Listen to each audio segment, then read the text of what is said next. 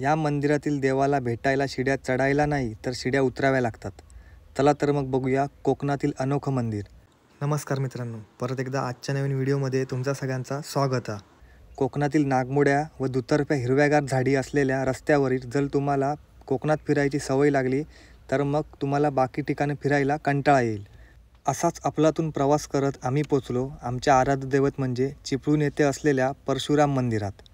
बाहेरून गोल्डन टेम्पलची अनुभूती देणारं हे मंदिर आमच्या कोकणवासियांसाठी स्वर्गाहूनही मौल्यवान आहे.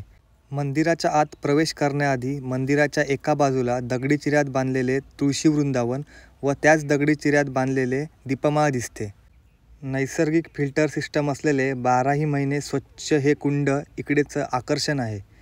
6वा अवतार परशुराम प्रकटला या ओळीचा अर्थ तुम्हाला मंदिराच्या गाभाऱ्यात आल्यावरच उमजतो. सुरक्षेच्या कारणामुळे या मंदिरामध्ये देवी देवतांचे फोटो काढणे अलाव नाही. मी वापरलेले फोटो गुगलवरून वापरले व प्रदर्शित केले आहेत. मित्रांनो, मंदिर कसे वाटले ते कमेंटद्वारे नक्की सांगा.